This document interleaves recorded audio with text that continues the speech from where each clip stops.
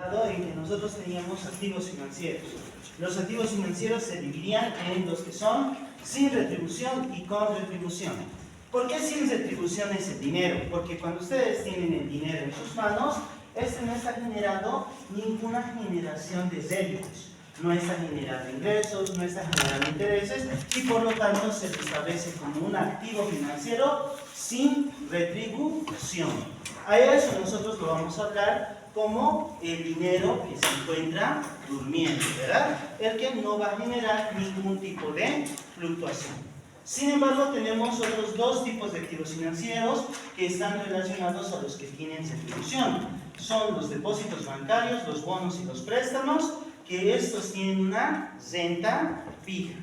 Ahora, ¿por qué tienen una renta fija? Porque tienen una renta o un interés fijo sobre el cual estos se van a desarrollar.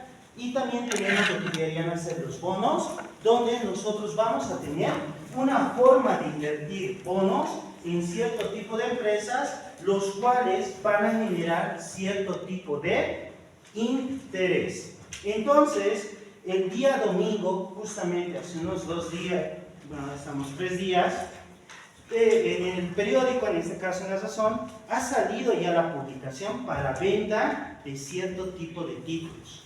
En este caso no son bonos, sino son una remanente de todos ellos, que más bien ustedes los conocen y los han pasado en contabilidad intermedia 1, si mal no me equivoco, el segundo semestre, donde ustedes tienen los pagarés. En este caso existe la empresa Prolegas, que es la procesadora de oleaginosas, donde ellos han emitido la publicación al mercado nacional para que puedan adquirir este tipo de títulos. Su adquisición está aproximadamente en 35 millones de bolivianos, en total los títulos que están emitiendo, pero como les decía el día de ayer, cada título solo tiene el valor de 1.000 bolivianos. ¿Qué significa esto? Que está al alcance de varias personas realizar la adquisición. Si ustedes contaran con esta cantidad de dinero, por lo menos pueden comprar un pagaré de 1.000 bolivianos, el cual les va a generar una tasa de interés del 6.5%. Esto se los voy a dejar a uno de sus compañeros para que ustedes puedan sacarse una fotocopia y de aquí vamos a tener la primera tarea para el primer fin de semana de clase. Como ustedes tanto quieren practicar, aquí tienen una práctica real de cómo ustedes pueden adquirir este tipo de títulos. ¿Quién es su presidente de curso, representante? Piñera de la mañana. ¿Quieren hacer selección conmigo? No. Sí. No, de eso se tiene que encargar el docente de auditoría, ¿verdad? ¿Por qué? ¿Qué carrera están estudiando? Contaduría pública. El de administración financiera, ¿qué tiene que ver con esa parte, no? Pídale a su docente de auditoría, quiero ver qué materia están llevando. A ver, vamos a ver. El de auditoría de proyectos les puede ayudar, o el de taller de grado. No te... ¿Qué? ¿No hay docente de esas materias? No, de taller de grado. ¿De taller de grado no tienen? Algún momento van a tener. Ya, entonces esto se los voy a dejar a sus compañeras que están en la primera fila o a su compañero. Uno de los tres, a ellos les van a pedir y se van a sacar una copia. Si es que no han comprado el periódico el domingo, si es que lo han comprado, está en la primera hoja como tal. ¿Ok? Entonces, acá nosotros vamos a tener un tipo de título. De eso lo ves cuando tengas tus también. ¿Ya? Eso es después. ¿Ya? Ahora, ¿qué vamos a hablar? Los mercados financieros, ¿qué podríamos o cómo nosotros lo podemos conceptualizar? Es el mecanismo que permite a los agentes económicos el intercambio de activos financieros. Como hemos hablado, tenemos un banco y el banco lo que hace es captar dinero de ciertas personas y prestárselo a otro tipo de personas. Lo que están haciendo ellos es un mecanismo donde extraen el dinero y se los dan. ¿Cómo más o menos se manejan los bancos y las entidades de intermediación financiera? Nosotros vamos a tener aquí un banco que va a estar como tal ya establecido en nuestro mercado financiero y lo que va a hacer, van a existir personas, diferentes personas que quieran ahorrar dinero. Algunas felices, otras tristes, ¿no? Pero todas estas les van a dar efectivo como tal al banco. El banco va a agarrar todo ese capital y lo que va a hacer prestárselos a los que corresponden. Y se generan, en este caso, lo que llegarían a conocer ustedes como los depósitos y los préstamos, ¿verdad? Préstamos. Donde aquí igual va a estar una persona feliz porque le ha dado el dinero del banco. Y es aquí donde se genera la primera generación de ingresos del banco. ¿Por qué? Mayormente, ¿a qué tasa de interés les dan ustedes ganan por darle dinero al banco? Aproximadamente tal vez ganan 2%. Tal vez menos en algunas entidades. Y el banco, al momento de prestarle dinero a estas personas, en algunos casos puede cobrar el 23%, puede cobrar el 27%, en algunos casos el 7.5%, y si se dan cuenta, en esta variación de lo que llegaría a ser la diferencia entre las tasas, en este caso esta es la tasa, también conocida como pasiva, y la tasa activa. Y en este caso, esta diferencia se le conoce como el spread financiero, que de seguro ustedes ya lo han avanzado en contabilidad bancaria. Justamente lo han aprobado esa materia en el 5º semestre. Siempre estoy viendo comentarios, ¿eh? Entonces, cuando ustedes les han indicado este punto en contabilidad bancaria, les han indicado esta hermenéutica. Lo que ustedes ven, en otras palabras, es que en esta pequeña práctica ya se está generando la posibilidad que se realice el intercambio de activos financieros. Si se dan cuenta, uno de los activos financieros es el dinero, y lo que hace es hacer fluctuar el dinero. ¿Qué mercados financieros nosotros vamos a tener y cuáles son sus ventajas? Una de las ventajas de los mercados financieros es que hace fácilmente el aumento de capital. Y en este caso vamos a hablar en el mercado de capitales, lo vamos a tocar mucho más a detalle después. Logran la transferencia de riesgos del mercado a sus derivados. Estas tasas tienen cierto tipo de riesgos. Y aunque no parezca, la tasa pasiva llega a tener un nivel de riesgo.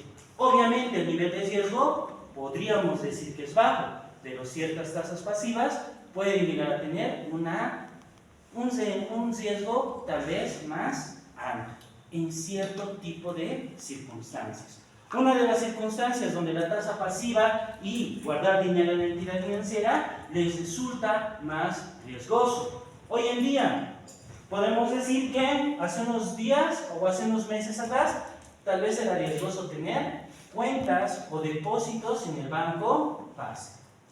Hoy en día tenemos riesgo con otro tipo de depósitos que podemos realizar. Sí, tenemos el riesgo de depositar nuestro dinero en dólares en un banco, ¿no ven? ¿Por qué? Porque nuestros dólares van a ser inmersos en este capital financiero por una tasa menor a la que tal vez se está manejando actualmente. Y la tasa activa también tiene un riesgo. ¿Cuál es el riesgo cuando le prestamos a una persona? Que esta persona se fugue, que esta persona se muera o pase algún cierto tipo de eventualidades y por lo tanto no podamos recuperar ese capital de dinero. Entonces, cada una de estas transacciones van a tener un riesgo. Mucho va a depender ahora de la empresa y cómo ésta llega a ser. También aumenta el comercio internacional. El mercado de las divisas está enfocado a diferentes mercados de capitales y lo que hace es fluctuar el dinero no solamente dentro de un país, sino a nivel global. Y por último, unen a los que necesitan recursos financieros con aquellos que los tienen. Y en este caso nosotros vemos como varias personas tienen recursos financieros y otras personas los requieren para generar cierto tipo de inversiones.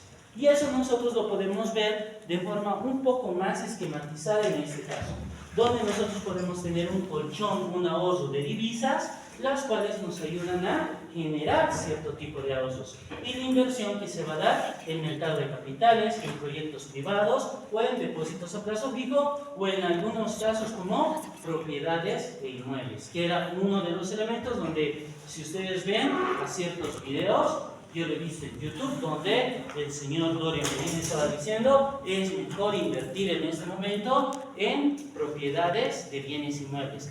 ¿Tienen un riesgo las propiedades de bienes inmuebles?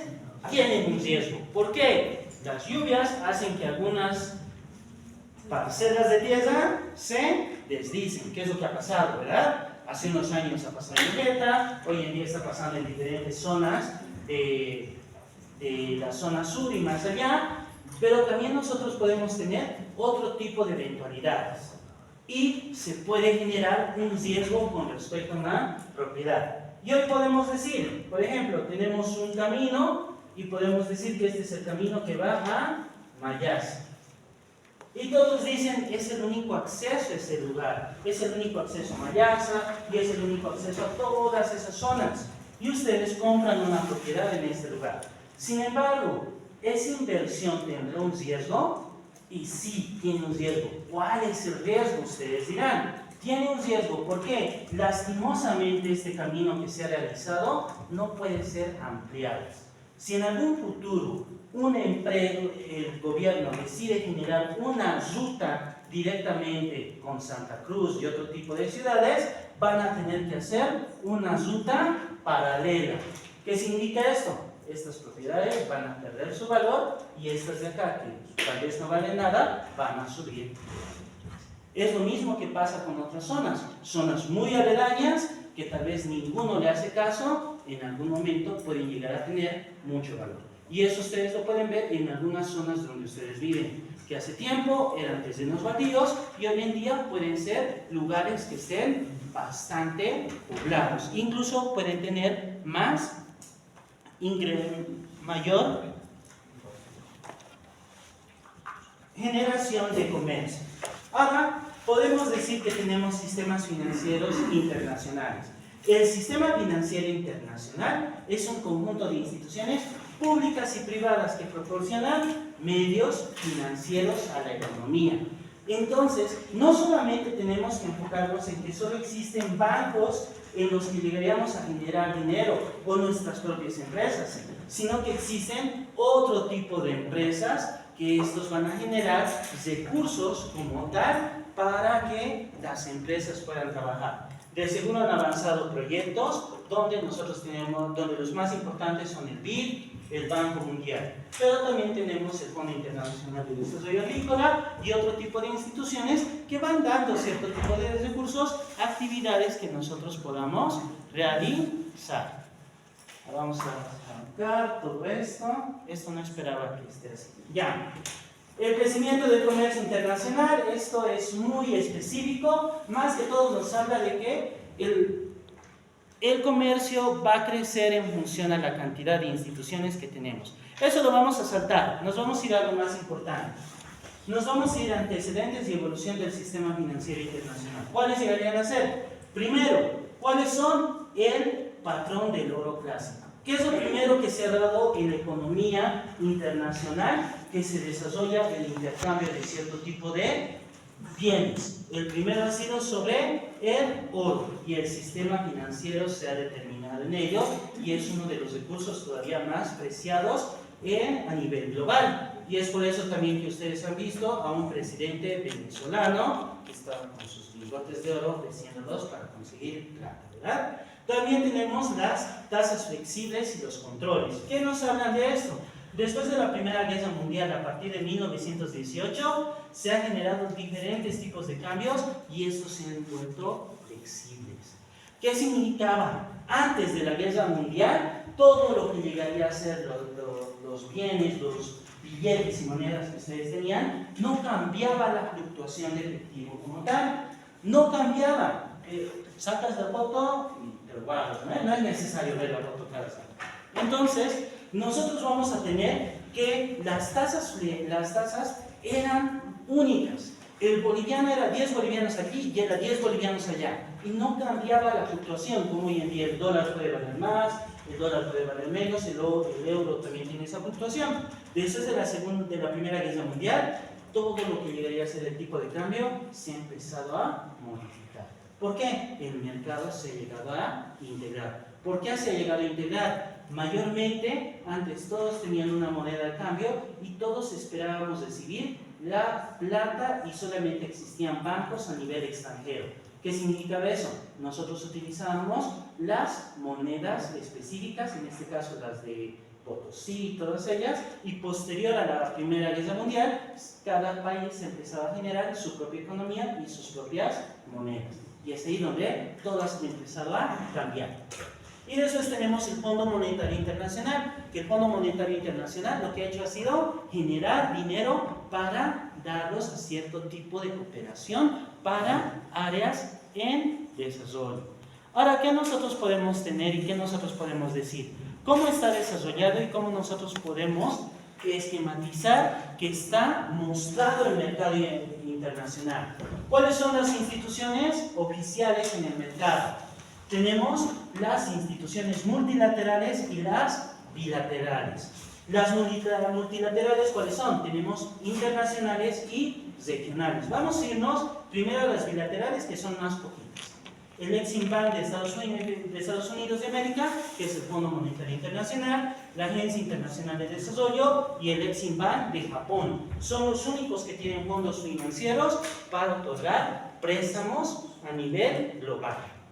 ¿Cuáles son los otros?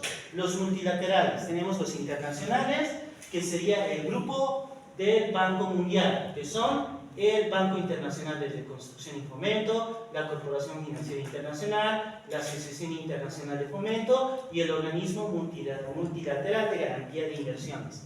¿Cuál es el propósito del Banco Mundial? Otorgar préstamos a los países para que estos generen desarrollo. Si es que nosotros queremos realizar un camino, le podemos decir al Banco Mundial que nos ayude. Si es que nosotros queremos generar una represa, le podemos decir al Banco Mundial que nos preste dinero. De esa manera va a ir manejándose el Banco Mundial. Pero también tenemos el Banco de Pagos Internacionales y el Fondo Monetario Internacional, que se rige de forma bilateral y multilateral. Es decir, que Estados Unidos ha mecanizado toda la economía para que ellos puedan generar mayores préstamos y todos los países puedan tener deuda con ellos.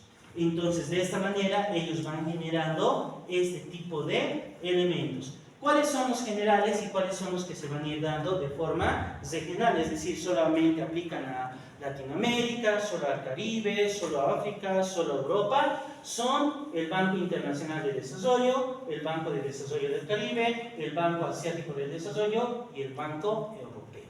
Cada uno de estos van a ir enfocados a solamente una región.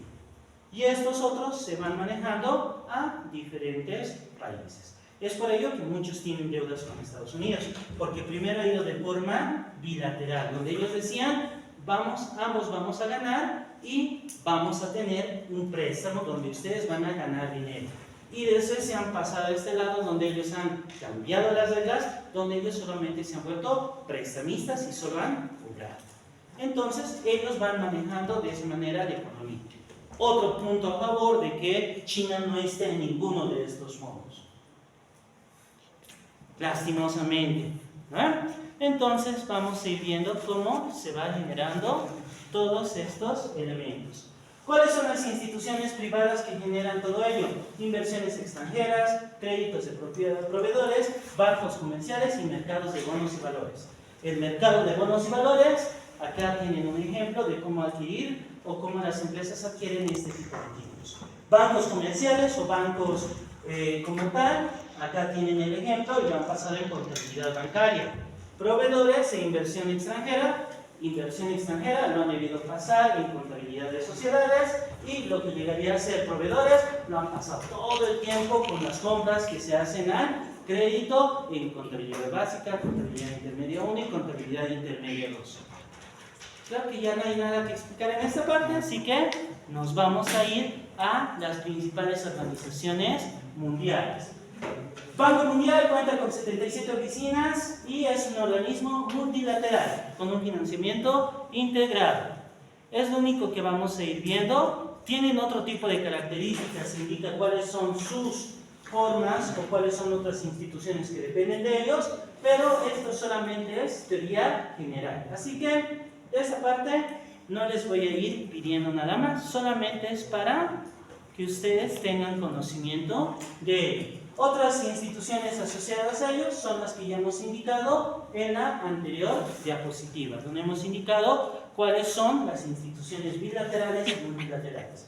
Tenemos el Banco Internacional de Reconstrucción y Fomento, que su principal objetivo es canalizar el flujo de capitales internacionales hacia proyectos productivos de reconstrucción de naciones por la Segunda Guerra Mundial. ¿A quién principalmente les han prestado todo este dinero? A diferentes países de Europa, entre ellos Croacia y ese tipo de países, donde ellos les van dando cierto tipo de ayudas. Y bajo esta misma característica, por la guerra de Rusia, ellos les han prestado, bueno, no cosas para reconstruir, ¿no? Sino cosas para destruir, ¿verdad? Les han dado bombas, armas y todo ello. Pero bueno, supuestamente es para reconstruir ese país. Los órganos que van a dar como tal a ellos son la Asamblea de Gobernadores, la Junta de Directores y la Secretaría como tal. Eso ya es muy técnico, así que no se preocupen de eso. La Asociación Internacional de Fomento ha sido creada en el 60 y ¿qué es ello? La asistencia financiera que el Banco Internacional de Reconstrucción y Fomento, pero en condiciones más preferenciales. ¿Qué significa eso? No solamente la Segunda Guerra Mundial, sino se ha enfocado a otro tipo de elementos. Por ejemplo, ¿por qué ha sido preferencial? Porque ellos han sido los principales en generar préstamos para que las universidades puedan subsistir. En este caso, ellos han apoyado a las, ¿cómo lo podemos decir? A todas aquellas universidades que estaban en Alemania y en Francia y en Europa que han sido afectadas por la Segunda Guerra Mundial. Entonces han sido mucho más específicos en esto y se han dedicado más a temas, ¿cómo lo podemos decir? Académicos. Su objetivo era, la Corporación Financiera Internacional, es que su objetivo era que despiden empresas productivas privadas o parcialmente públicas en asociaciones con inversiones privadas sin la garantía del Estado. ¿Qué es lo que ellos han hecho? Ellos han prestado dinero a personas naturales para que exista lo contrario a la nacionalización. Ellos han prestado dinero para que se genere la privatización. ¿Qué es lo que ha pasado? Gracias a esto es donde Intel le pertenecía a Telecom Internacional, YPFB le pertenecía a tal empresa. Esa es la empresa que se ha dedicado a ello.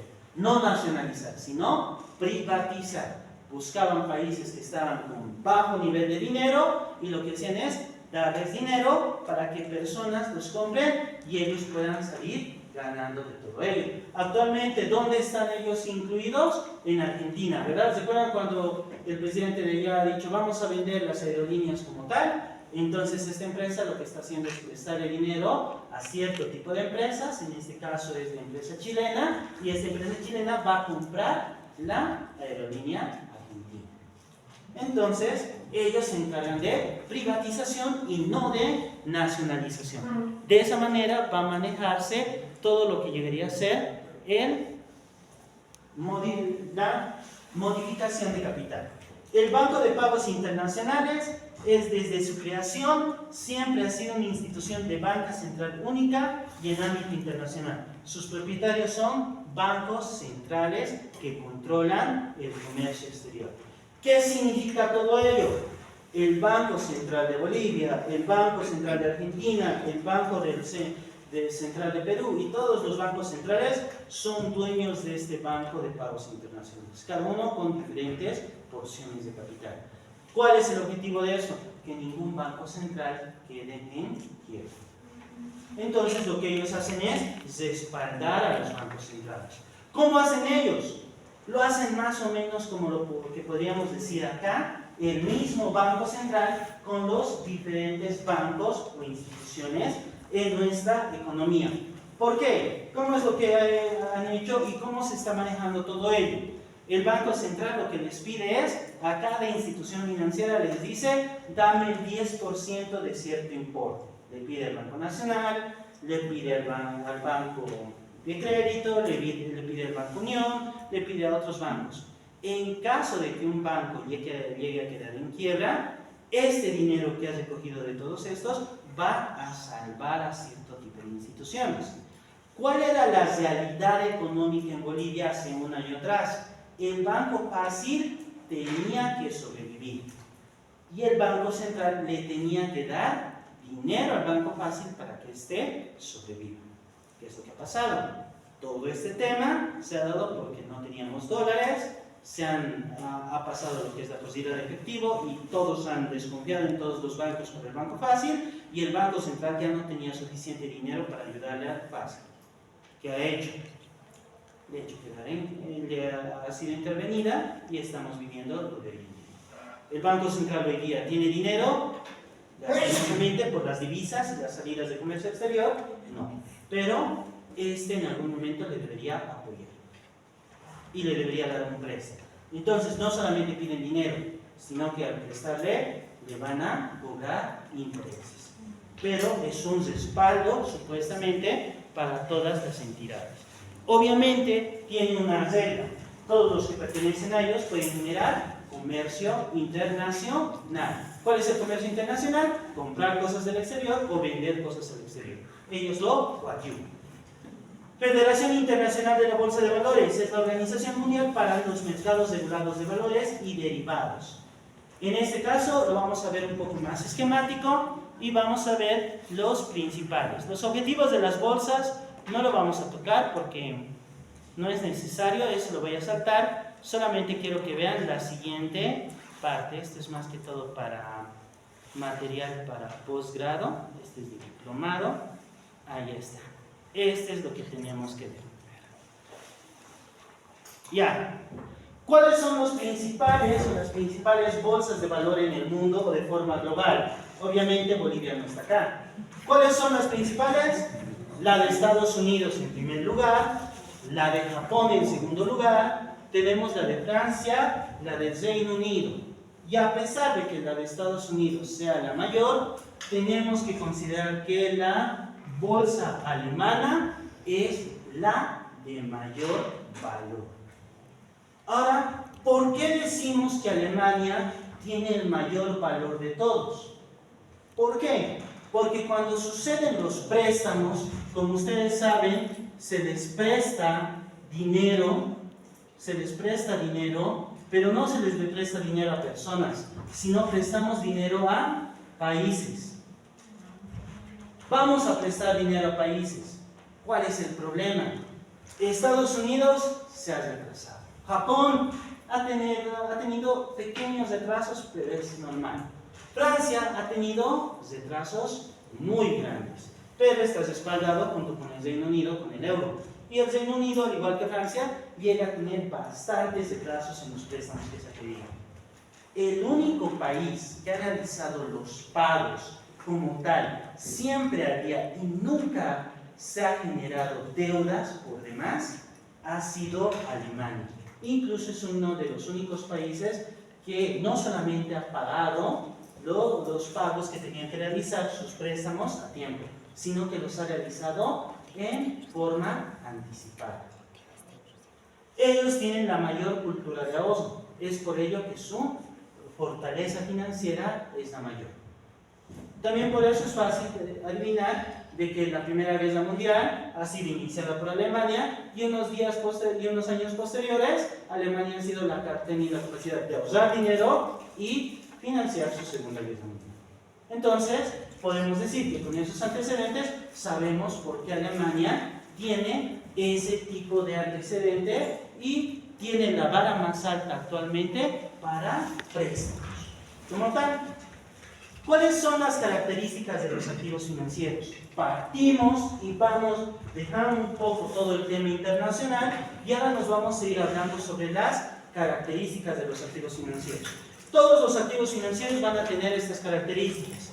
La primera característica es la rentabilidad. Todos los activos financieros nos tienen que generar ingresos, recursos, generar dinero. Si no, pierden lo que llegaría a ser su capacidad de rentabilidad y ya no se vuelve en un activo financiero, sino se va a volver en un gasto, ¿verdad? Entonces nosotros tenemos que considerarlo de esa manera. Solamente si me va a dar rentabilidad. Lo demás no importa. Bueno, y aquí les dicen, es un porcentaje del precio pagado por el activo, ¿verdad? Un préstamo, por ejemplo, estamos prestando dinero, ese préstamo tiene esta tasa de interés y el banco gana y genera rentabilidad. Las personas ahorran dinero en el banco y este genera interés y eso se vuelve en su rentabilidad. Es por eso que son activos financieros. ¿Cuál es otra característica de los activos financieros? Tienen la potencialidad de generar ganancias de capital. Es decir, que se va a generar un mayor capital para generar más dinero. Véanlo de nuevo desde la perspectiva del banco. Ustedes han metido dinero en el banco y este le va a generar intereses. Ustedes depositan el dinero que han ganado en el banco y ¿qué se está volviendo estas ganancias? En capital. Lo mismo va a suceder para el banco. Les presta a ustedes dinero, ustedes le pagan más el interés y ese interés se lo va a prestar a otra persona y eso ya se ha convertido en capital. Es por eso que genera ganancias de capital. Al final la idea es que los intereses se vuelvan capitales. Una de las características que podemos decir que siempre tienen los activos financieros es el riesgo. Todas las inversiones tienen un efecto de riesgo. Pueden llegar a ser pérdidas. Pueden llegar a tener una pérdida de dinero o pueden llegar a generar cierto tipo de desvalorización. ¿Qué es lo que ha pasado? Hace unos meses atrás, muchos han realizado cierto tipo de inversiones y hoy en día podemos decir que estas inversiones pueden llegar a tener un menor valor en el mercado. Ahora, acá es donde vamos a hablar sobre valor de mercado. El valor de mercado ustedes lo han llevado en, ¿cómo se llamaría esto? En sexto semestre, contabilidad internacional. ¿Qué es el valor de mercado? El valor de mercado es el importe que ustedes pueden obtener por un bien en el mercado. Ahora vamos a ver que aquí tiene una tasa de riesgo. ¿Cuál es una tasa de riesgo? El riesgo es un porcentaje que se le asigna a diferentes tipos de empresas y países donde tenemos la posibilidad de generar o de no generar réditos. ¿Qué es lo que pasa? Cuando un país necesita dinero en exceso, su riesgo puede ser mayor, porque el país puede quedar en quiebra y obviamente el país no va a decir el presidente te va a dar el dinero y el país se va a quedar en quiebra. Muchas veces se van a hacer a los locos y van a decir te debía dinero y puede llegar a suceder todo esto. ¿Ok? Entonces, todo tipo de inversiones van a tener un riesgo y eso nosotros lo vamos a ver de manera posterior y de manera matemática posteriormente. ¿Cuál es la cuarta característica? Que se tiene que considerar al momento de los activos, al momento del activo financiero, que tenemos que contar con una cierta tasa de liquidez. Es decir, que no todo el dinero tiene que estar invertido, que nosotros tenemos que tener y considerar un método por el cual generemos movimiento de efectivo. ¿Qué sucede esto? Si en este momento todos ustedes se despluman junto con sus familias, agarran todo el dinero y dicen vamos a invertir en algo y lo meten todo el dinero ahí, se van a quedar sin dinero. ¿Qué van a hacer ahora? No van a comer, no van a tomar sus tecitos, sus aguas o lo que sea y por lo tanto les va a generar cierto tipo de daños. La liquidez es necesaria para todas las empresas. Entonces, tomen en cuenta ello en las actividades. ¿Cuál es otra característica? La liquidez y el valor de un activo afectados por el tiempo dan un valor temporal. Y esta es la quinta característica. El valor temporal que tienen los bienes. Hemos hablado en algún momento sobre que nosotros tenemos depósitos a plazo fijo. Los depósitos a plazo fijo pueden tener en algún momento el valor de 100 bolivianos que es el momento en que ustedes van a adquirir. El día de mañana genera intereses y va a valer ya 101. Va a tener 102, va a tener 103 y posiblemente, como es fin de semana, no genere intereses y va a seguir valiendo 103 por unos días y después va a volver a tener un incremento de valor. Entonces, nosotros podemos decir que todos los activos financieros no van a ser estáticos. Siempre van a sufrir un cambio de valor en el transcurso del tiempo. Y mucho va a depender del plazo que se presente. Ahora vamos a ver algo del plazo como tal. Algo que tenemos que considerar es que tenemos que diversificar las carteras. Cuando nosotros realizamos inversiones, nosotros tenemos que invertir en función del riesgo y la rentabilidad. El día miércoles, como tal, yo les voy a dar una serie de datos a todos ustedes. La primera misión de ustedes es que van a tener ustedes con un capital virtual y ustedes van a decir cuál van a comprar. Entonces, como gracias a la universidad, yo sé que ustedes han aprobado. ¿Han aprobado? ¿Qué han aprobado? Economía general, microeconomía, bueno, comercio exterior no tanto, preparación y evaluación de proyectos, han aprendido matemática financiera y mínimamente cálculo, así también ustedes han aprobado análisis, ¿dónde está? Estaba junto con el mío, administración financiera 1, y también en séptimo semestre ustedes han avanzado análisis e interpretación de estados financieros. Eso me dice que ustedes van a tener un conocimiento básico de en cuál empresa deberían poner su dinerito. Tengo preparado un compendio de datos para que ustedes puedan utilizarlos y puedan definir en cuál empresa deberían invertir. Para eso ustedes ya de seguro se van a reunir en grupos, van a decidir con quiénes van a estar o con quiénes no van a estar. Y en ese momento es donde van a empezar la carrera de las ratas, ¿no? ¿Qué queremos las ratas? Queremos más dinero y dinero, ¿no? No nos importa que nos digan ratas porque vamos a ser ricos. Entonces van a empezar con esta carrera para ir viendo cómo van a generar y cómo van a mover sus activos de capital.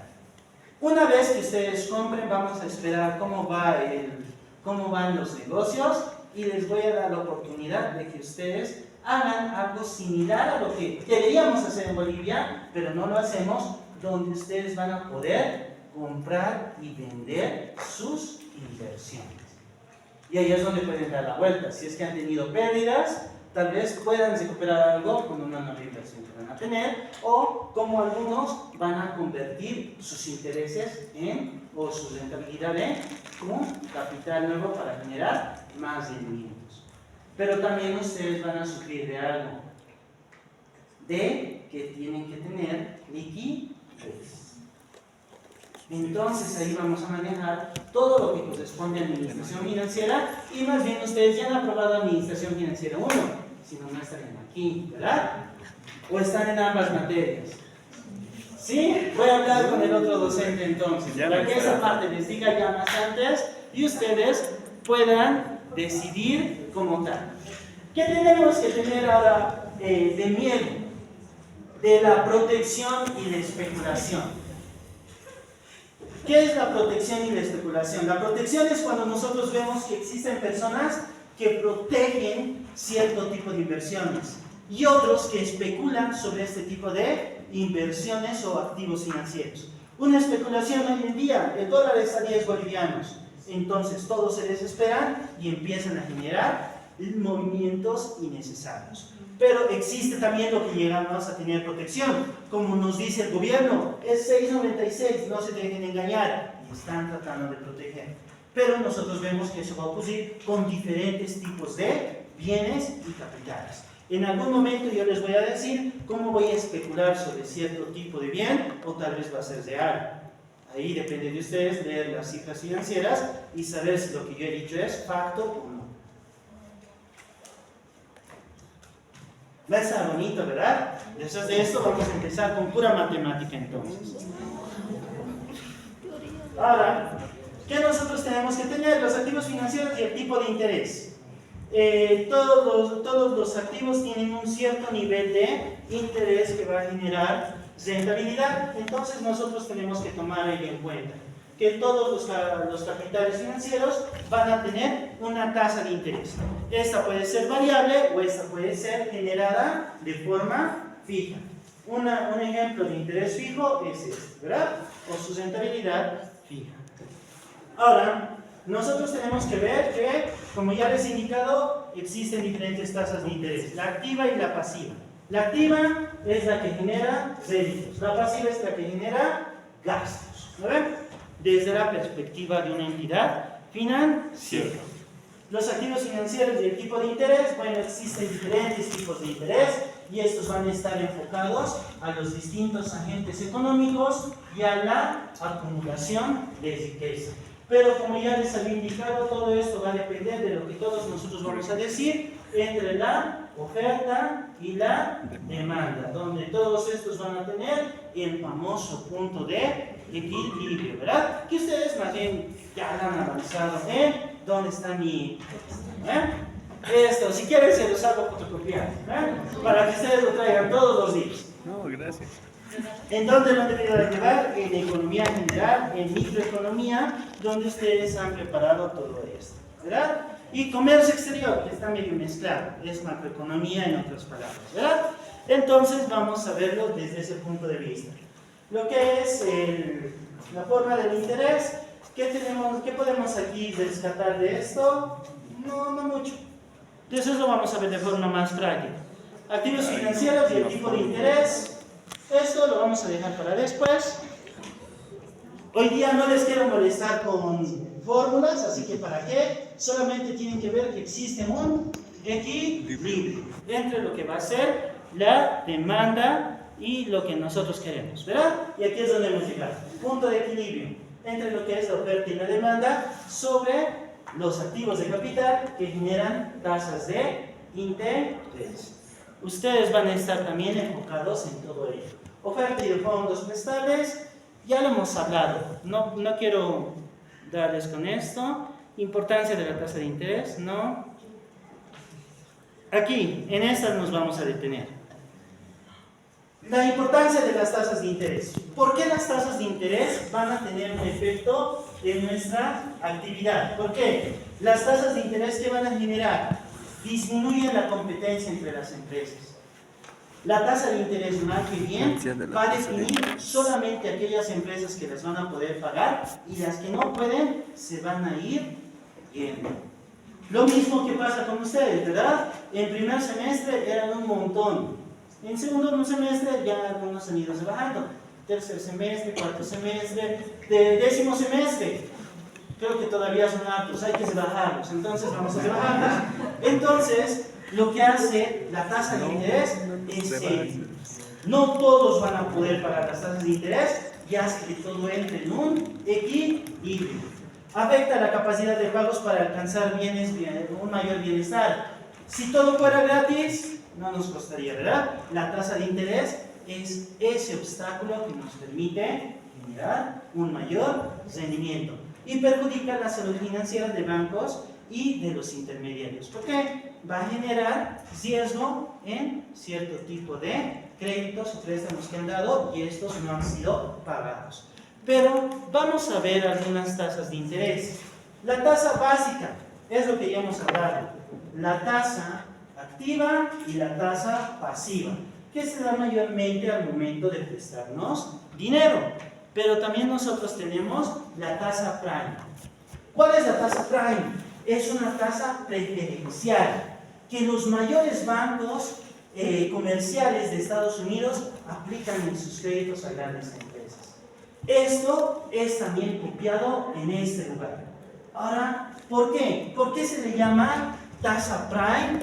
¿Y por qué esta tasa prime se le llama que es una tasa preferencial? ¿Por qué llega a ser preferencial? Y es acá donde nosotros vamos a ver lo siguiente. Todos ustedes saben que si se quieren prestar de un banco, el banco les va a decir 23% de interés, 17% de interés, 18% de interés. Pero ¿por qué sucede esto y por qué les cobra tanto interés? Porque ustedes se van a prestar a lo mucho $10,000. Es muy poco para prestar. Hay que cobrar más.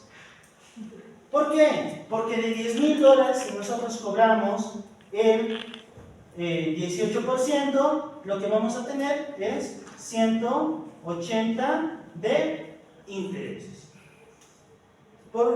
El ingreso es poco. A menor capital, el interés tiene que ser mayor para generar ingresos. Pero ¿qué es lo que sucede con las tasas prime? Es cuando vienen otro tipo de instituciones. Va a venir Fancesa, Fábrica Nacional de Cemento, viene Subose, la Cervecería Boliviana Nacional, y todas ellas. Y ellas no se van a prestar $10,000, ellas se van a prestar $1 millón. $1 millón. Entonces, en el mismo tiempo que ellos han prestado $1 millón, a estos les van a decir, como te estoy prestando tanto, me conviene darte a un 3% de interés. ¿Por qué? Porque su interés va a generar por lo menos 30,000. 3,000 en un mes. Mucho mayores. A eso se le llama una tasa preferencial o tasa prime. ¿Es utilizado en nuestros bancos? Sí, es utilizado en nuestros bancos, e igual se les da solamente a aquellos clientes que tienen un gran capital y piden grandes capitales. Y algo que ustedes siempre han ido escuchando en diferentes tipos de foros, posiblemente, que es la tasa LIBOR. ¿Cuál es la tasa LIBOR? Es London Interbank Offer Rate. Es la tasa de interés ofrecida en Londres. Es una tasa referencial. Como ustedes han visto, teníamos mercados internacionales de capital, de Japón, Estados Unidos y demás. La de Inglaterra, Reino Unido, Londres, se encontraba entre estos primeros y es una tasa que se le da. ¿Qué es esta tasa? Es una tasa promedio del mercado interbancario.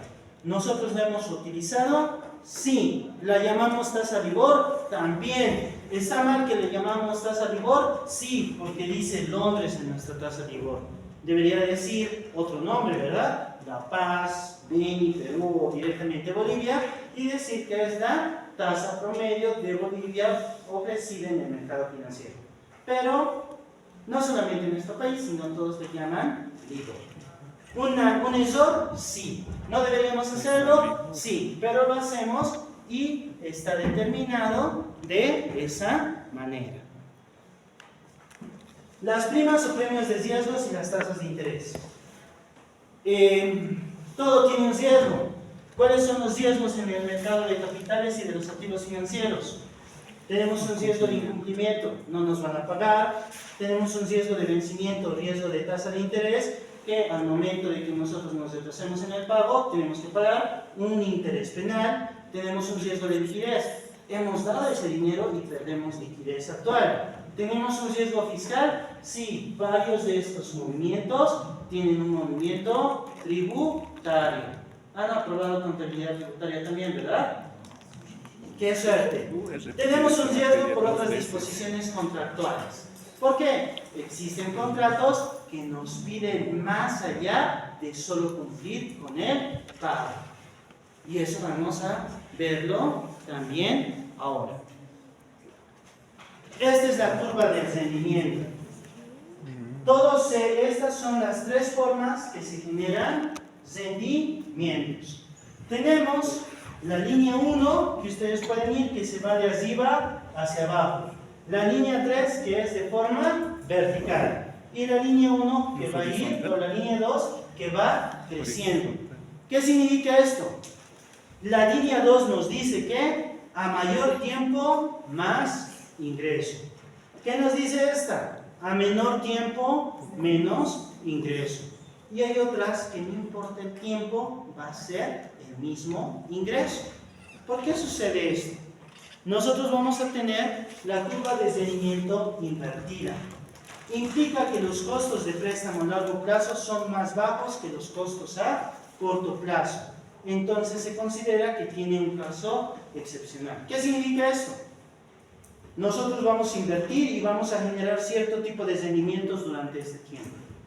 Mientras sea más largo el plazo, entonces vamos a tener menores costos. Por lo general, aumenta nuestro rendimiento. Pero si es más bajo, el rendimiento va a ser mucho menor. ¿Dónde nosotros lo podemos ver eso? En los depósitos a plazo fijo. ¿Qué nos indican? Si el depósito a plazo fijo tiene un mayor plazo, la tasa de interés es más alta. Pero si el depósito a plazo fijo es menor, la tasa de interés es más baja. En maneras sencillas hablando.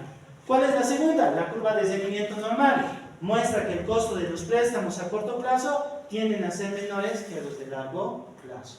En este, y es donde se da en cierto tipo de normalidades, donde los costos van a ser mucho mayores en cierto tipo de plazos. Y la curva de rendimiento plana. Los costos a corto plazo y a largo plazo tienden a ser similares. Este es más fácil de mostrar. En este caso, podemos decir la cuenta cociente, ¿verdad? No genera intereses, no genera rendimientos. El dinero que tienes hoy día va a seguir siendo mañana y pasado mañana, a menos que realices retiros o depósitos. Y eso es el mercado. Entonces, de esta manera nosotros nos vamos a generar. Ahora, esto no. Durante deudas a largo plazo, y aquí tenemos las fuentes de fondos a largo plazo. ¿Cuáles son? La deuda a largo plazo, el capital contable, las acciones y el capital de acciones comunes y las utilidades detenidas. Esos son los tipos de financiamiento. Los activos solo se obtienen con estos tres: pasivo a corto plazo, pasivo a largo plazo y patrimonio. De esa manera nosotros obtenemos bienes como tal. Los pasivos, mayormente proveedores. Las deudas a largo plazo, bancos y mercados bursátiles. Y todo esto corresponde ¿a qué? Corresponde a lo que nosotros podemos llamar que son los préstamos o inversiones de los accionistas. Y hasta aquí vamos a ir viendo. Esto lo vamos a avanzar con un poco más de matemática. Vamos a ver si tengo otros casos.